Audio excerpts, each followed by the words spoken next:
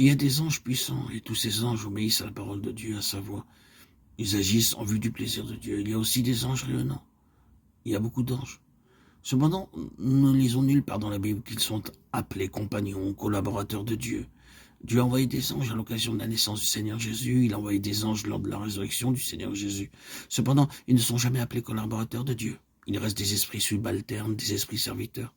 Et auquel des anges a-t-il jamais dit « Assieds-toi à ma droite, jusqu'à ce que je fasse de tes ennemis ton marchepied » Ne sont-ils pas tous des esprits au service de Dieu envoyés pour exercer un ministère en faveur de ceux qui doivent hériter du salut? Hébreux 1, 13, 14. De même, les anges n'ont pas été appelés à recevoir l'autorité et la domination dans la nouvelle création à venir. En effet, ce n'est pas à des anges que Dieu a soumis le monde à venir, dont nous parlons, Hébreux 2, 5. Cette nouvelle création servira à exprimer la plénitude de la gloire de Dieu. Elle sera exempte de toute pollution du péché. Dans cette nouvelle création, il n'y aura ni mort, ni douleur, ni peine, ni péché, ni souffrance. Et j'entendis du trône une voix qui disait « Voici le tabernacle de Dieu avec les hommes. Il habitera avec eux. Et ils seront son peuple. Et Dieu lui-même sera avec eux. Il essuiera toute larme de leurs yeux. Et la mort ne sera plus.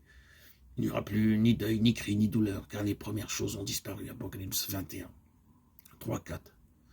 Dans cette nouvelle création, tout sera nouveau, et cela pour l'éternité. Celui qui était assis sur le trône dit « Voici, je fais toutes choses nouvelles. » Et il dit « Écris, car ces paroles sont certaines et véritables. » Apocalypse 21, 5.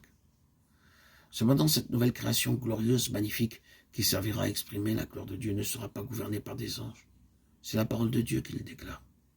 Mais à ceux qui sont les rachetés du Seigneur Jésus-Christ par son sang précieux, c'est à ceux-là que sera accordé le privilège d'être les gouverneurs de cette nouvelle création.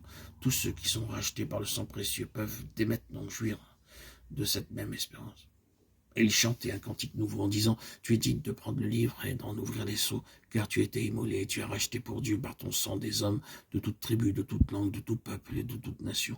Tu as fait d'eux un royaume et des sacrificateurs pour notre Dieu. Et ils régneront sur la terre. » Apocalypse 5, 9, 10. Tous ceux donc qui ont été rachetés par le sang précieux du Seigneur Jésus, de toute race, de toute tribu, de toute langue, tous peuvent recevoir et jouir de cette espérance. Cela signifie que le Seigneur veut qu'un jour nous occupions la place la plus élevée qui soit dans tout l'univers, une place supérieure à celle des anges. C'est pourquoi il nous donne le titre de collaborateur, d'ouvrier avec Dieu. 1 Corinthiens 3, 9, 2. 2 Corinthiens 6, 1. C'est un mystère. Un véritable mystère. Cela ne peut pas être compris ni sondé par la sagesse. La science naturelle et terrestre de l'homme. C'est impossible. C'est par la foi que nous acceptons simplement ce que déclare la parole de Dieu. Jamais une seule parole vaine n'est sortie des lèvres de notre Seigneur Jésus. Sa parole a été oui, oui, et non, non, jamais. Il n'a prononcé une seule parole inutile ou vaine.